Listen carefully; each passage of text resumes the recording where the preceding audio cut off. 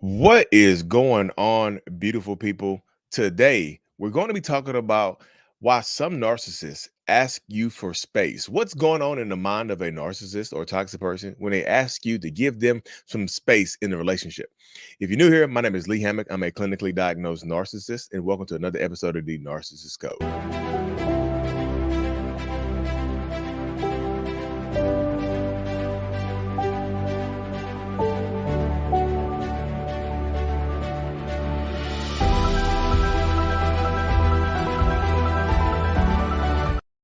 Bam. Welcome back, welcome back, welcome back. The intro just gets me hype, y'all. It makes me feel like we're about to save some lives or change some lives and things like that.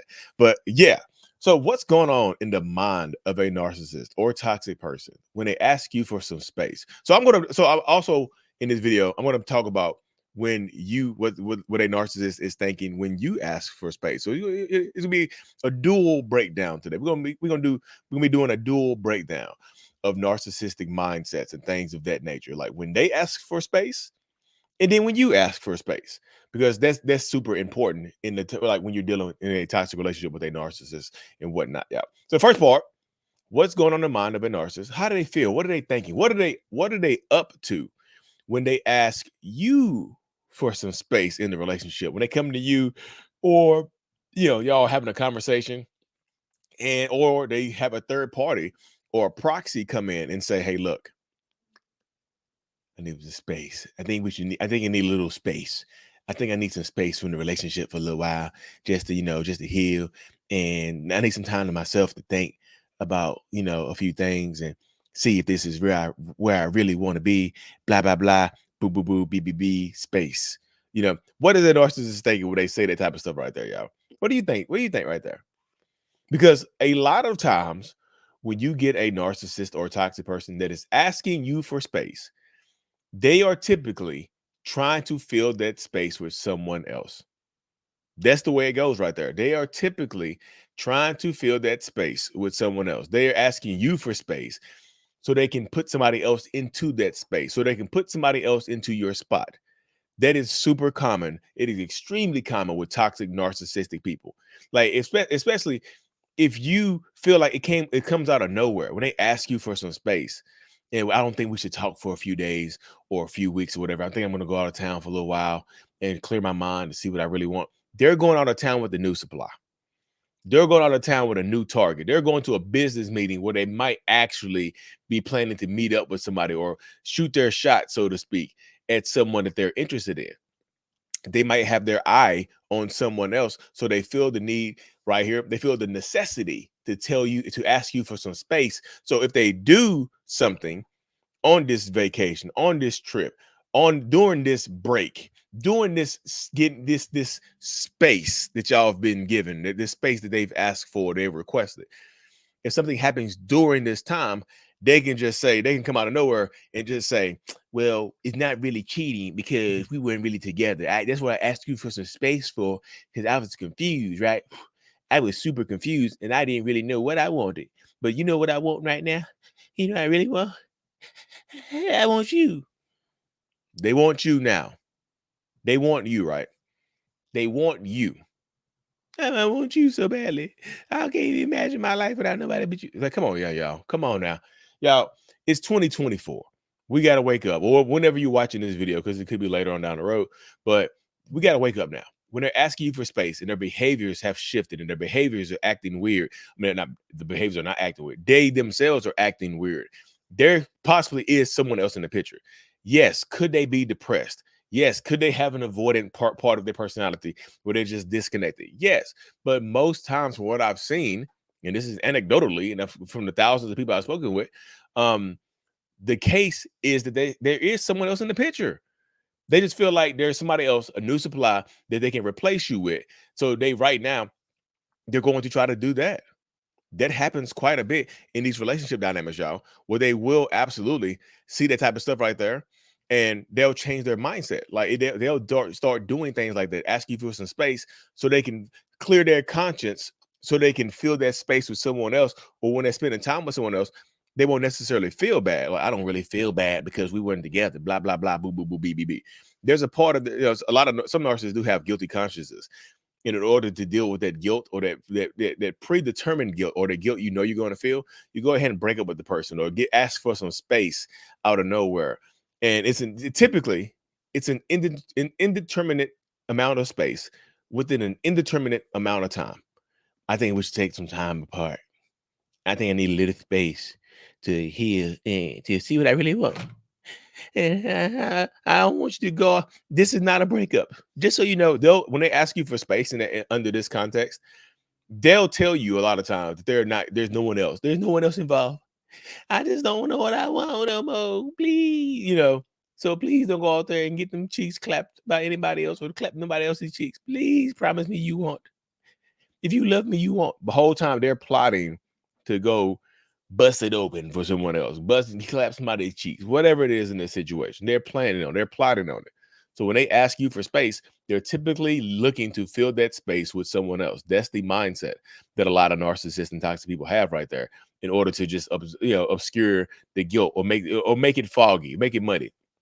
One example a lot of people use is Ross and Rachel from Friends. We were on a break. They'll ask you for a break. And I know that wasn't intentional on Ross's part. I think Rachel actually asked for the break, so Ross felt he can clap some cheeks, and it wasn't cheating. You were giving me mixed signals, blah blah blah, bleep bleep bleep bleep bleep bleep. You know what I mean? So when they're asking for space, they're typically looking to fill that space with someone else. That's the mindset. That's the mindset of a lot of narcissists. Not every single one of them. Not every single narcissist, but most narcissists feel that way. They have this type of mindset.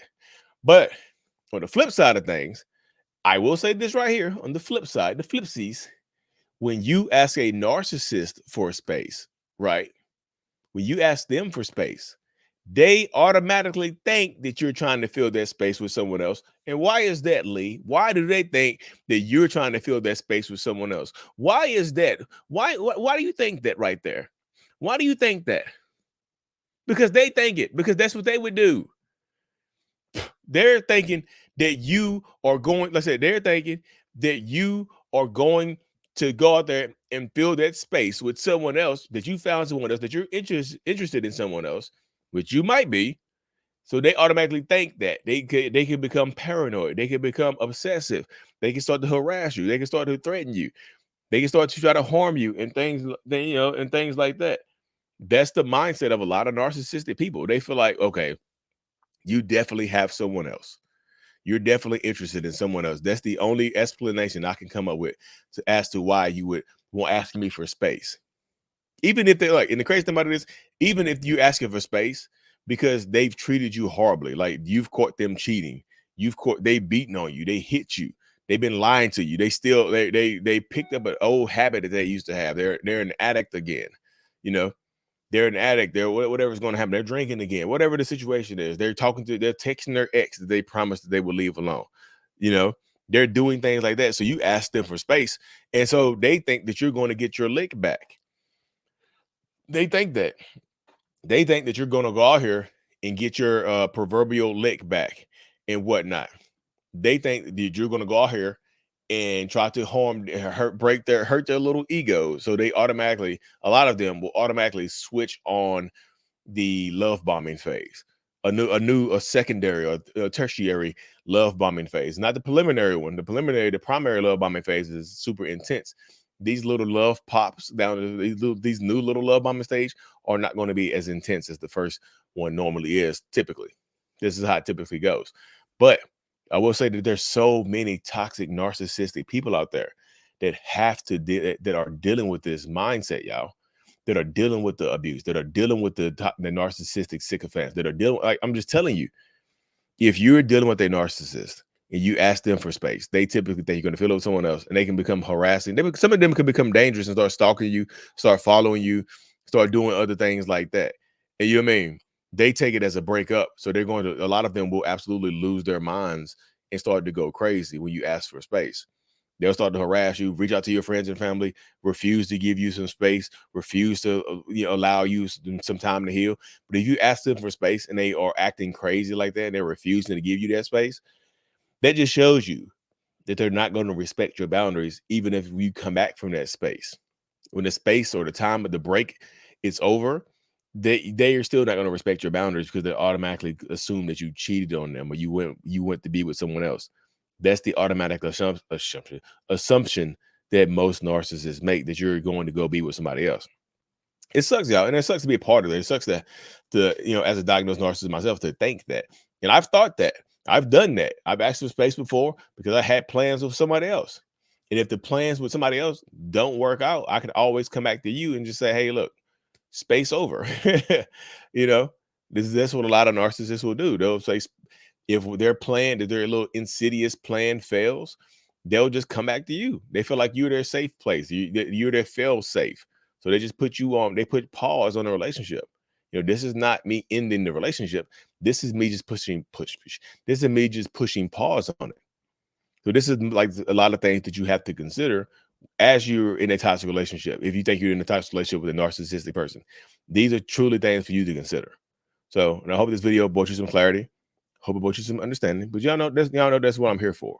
Like I said, if you need more clarity and understanding, I have courses available. I have, like I said, a support group available as well. You can check it across the bottom of the screen. It's courses.mentalhealness.net and whatnot. Look forward to meeting you in one of my groups. I'm about to start my in-person workshops and things of that nature up here pretty soon. So Durham, North Carolina, Dallas, Houston, Texas, you're on the map. Toronto, Canada, you're on the map right here too. Atlanta, Georgia. It's a few different places, y'all. Just get ready. Stay on the lookout. Subscribe to this channel if you haven't already. And of course, y'all, Mental Healness is out. Peace. Oh, goodness. This new recording